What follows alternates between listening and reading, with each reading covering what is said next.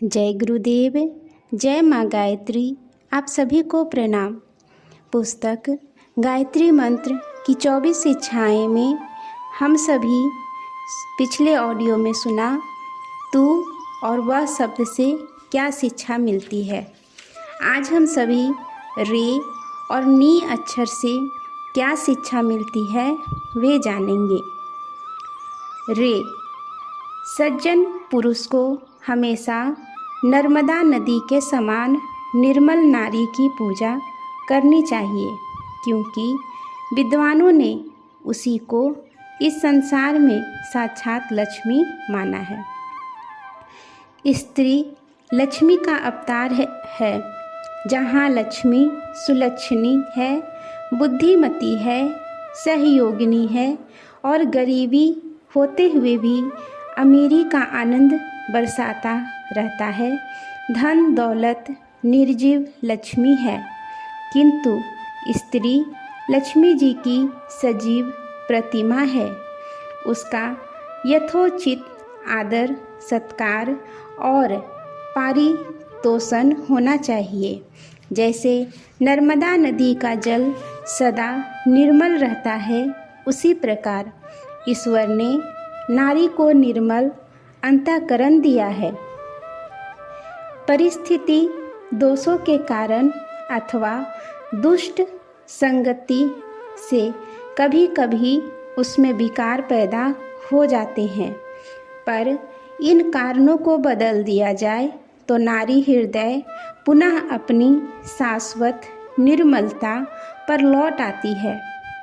स्फटिक मणि को रंगीन मकान में रखा जाए या उसके निकट कोई रंगीन पदार्थ रख दिया जाए तो वह मणि भी रंगीन छाया के कारण रंगीन दिखाई पड़ने लगती है, परंतु पीछे जब उन कारणों को हटा दिया जाए तो वह शुद्ध निर्मल शुभ्र मणि ही दिखाई पड़ती है।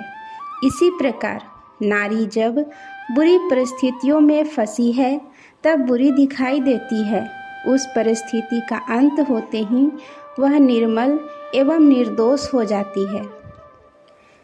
वैधव्य किसी की मृत्यु, घाटा आदि दुर्घटनाएं घटित होने पर उसे नव आगंतुक वधू के भाग्य का दोष बनाना नितांत अनुचित है। ऐसी घटनाएं होतव्यता के अनुसार होती है। नारी तो लक्ष्मी का अवतार होने के से सदा ही कल्याणी और मंगलमयी है। गायत्री का शब्द रे नारी सम्मान की अभिवृद्धि चाहता है, ताकि लोगों को लक्ष्मी का मंगलमय वरदान प्राप्त हो। नी अक्षर से क्या शिक्षा मिलती है, आइए हम सभी जानते हैं। जो मनुष्य प्रकृति की आज्ञानुसार पैरों को रखते हैं, अर्थात प्रकृति की आज्ञानुसार चलते हैं, वे मनुष्य स्वस्थ रहते हुए निश्चय ही रोगों से मुक्त हो जाते हैं। स्वास्थ्य को ठीक रखने और बढ़ाने का राजमार्ग प्रकृति के आदेशानुसार चलना, प्राकृतिक आहार विहार अपनाना, प्राकृतिक जीवन व्यतीत करना, अप्राकृतिक अस्वाभाविक बनावटी आडंबर और विलासिता से भरा हुआ जीवन बिताने से लोग बीमार बनते हैं और अल्प आयु में ही काल के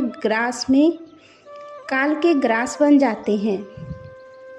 भूख लगने पर खूब चबाकर प्रसन्न चित्त से थोड़ा पेट खाली रखकर भोजन करना। फल, साग, दूध, दही, छिलके समेत अन्य और दालें जैसे ताजे सात्विक आहार लेना। नशीली चीज़ें, मिर्च, मसाले, चाट, पकवान, मिठाइयाँ, मांस आदि अभक्ष्यों से बचना। सामर्थ्य के अनुकूल श्रम एवं व्यायाम करना। शरीर, वस्त्रों, मकान और प्रयोजनीय सामान की भली प्रकार सफाई रखना। रात को जल्दी सोना, प्रातःकाल जल्दी उठना, मनोरंजन और देशाटन निर्दोष विनोद के लिए पर्याप्त अवसर प्राप्त करते रहना, कामुकता, चटोरपन, अन्याय, बेईमानी, ईर्ष्या, द्वेष, चिंता, क्रोध, पाप आदि के कुविचारों से मन को हटाकर सदा प्रसन्नता और सात्विकता के सद्विचारों में रमन करना, स्वच्छ जलवायु का सेवन, उपवास, एनिमा, फलाहार, जल, मिट्टी आदि प्राकृतिक उपचारों से रोग मुक्ति का उपाय करना। यह 10 नियम ऐसे हैं जिन्हें अपनाकर प्राकृतिक जीवन बिताने में से खोए हुए स्वास्थ्य को पुनः प्राप्त करना और प्राप्त स्वास्थ्य को सुरक्षित एवं उन्नत बनाना बिल्कुल सरल है। गायत्री का नए शब्द यही उपदेश करता है। आज के लिए यहीं तक। आप सभी को धन्यवाद। जय गुरुदेव। आगे हम सभी य और भ शब्द से क्या शिक्षा मिलती है ये जानेंगे।